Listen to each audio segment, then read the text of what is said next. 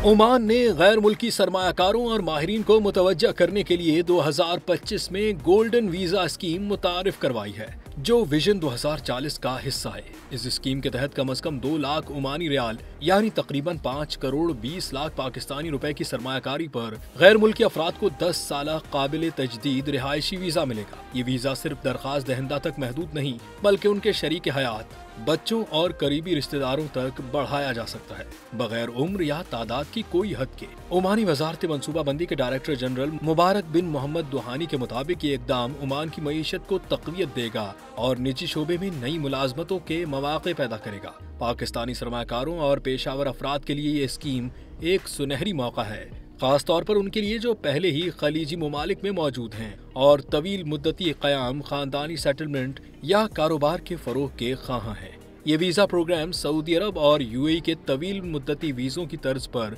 तैयार किया गया है।